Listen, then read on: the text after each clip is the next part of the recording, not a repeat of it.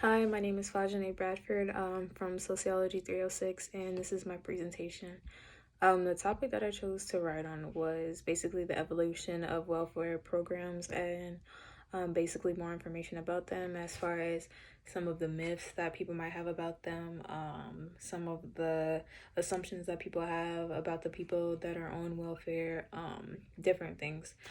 So welfare kind of ties into sociology pretty well, as far as like social work and sociology kind of go hand in hand. Um, Welfare, as we know, is a program that's been going probably way longer than we actually understand.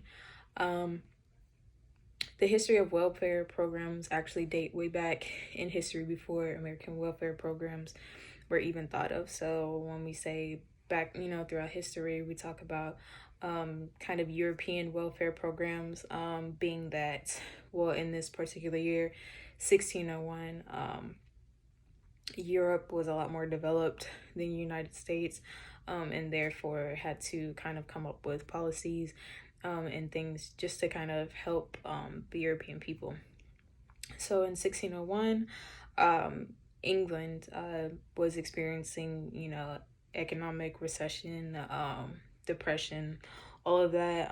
All of their employment was starting to go down. They were experiencing famine, things like that.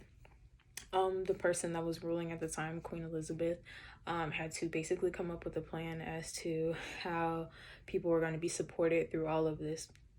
So the basic structure of welfare, with people having government assistance to help them, particularly people with children.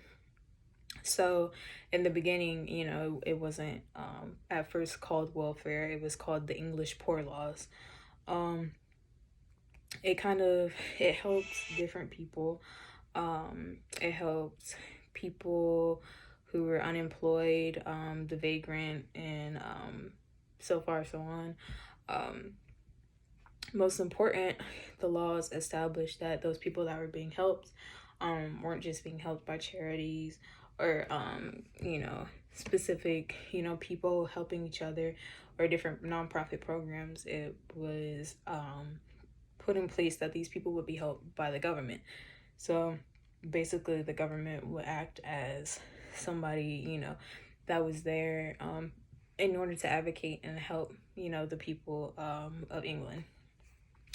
So the way that welfare kind of looks now, the term welfare is sort of an outdated term, being that there are more specific programs that are put in place, in 2021 that help specific people that do specific things. So basically, what we would call welfare now is, our TANF programs. Basically, these are programs that are put in place to help low-income families with children. The main goal that is stated is that they help people achieve economic sufficiency, basically to where they can stay on their own. So welfare, a lot of the times, is thought to be something that people stay on for a long period of time. But what this program is put in place to do, the TANF program, specifically states that it is a temporary program. It is, I think it's, the first two letters stand for temporary assistance. So there are, little basic qualifications that are needed in order to be on this. First off, like I said, they put an emphasis on helping families. So, parents with dependents in their home. It's supposed to help in the dependence of parents that are on government benefits. It helps to promote, helping people get a job. Also, helping families stay together, things like that. So, like I said, there are different qualifications. A lot of people who are single individuals are not able to get on TANF, unless maybe they're taking care of somebody who would be considered a dependent, or somebody else that's younger that's living at home that they need to care for. Um, with this being said, there are a lot of arguments regarding, welfare, the people that are on welfare, just different stereotypes.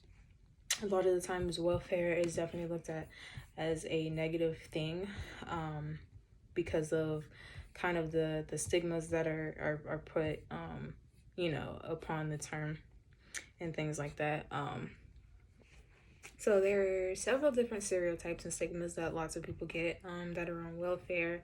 A lot of arguments from, a lot of people that oppose welfare, say that, people that are on welfare are, using it, in place of a job. They're dependent on welfare, and they feel as if the money that they get from welfare, people are using it in order to substitute that for money that they would make in a job.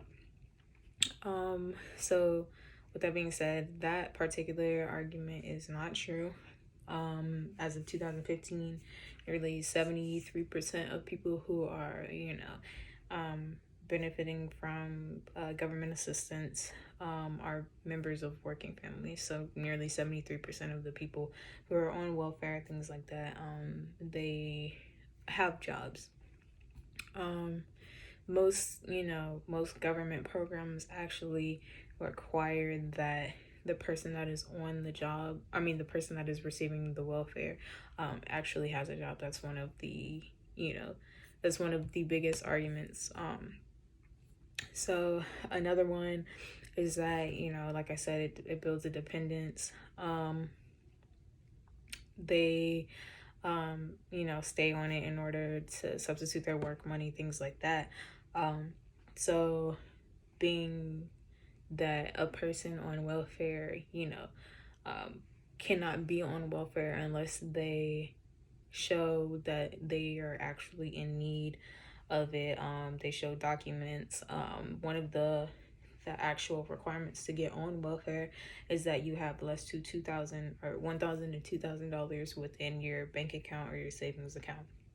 So that being said, with that requirement, being such a heavy one, most people don't actually freeload off of, welfare, and a lot of the people who actually are on welfare, that have a job, studies have shown that they usually acquire a job and still have that same job even after welfare.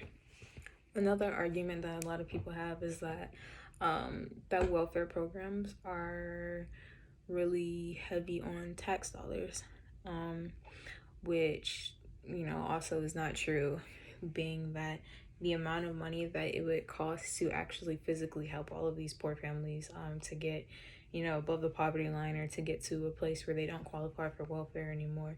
The amount of money that it would actually take in order to do that is a lot more than the money that is actually being paid through taxpayer,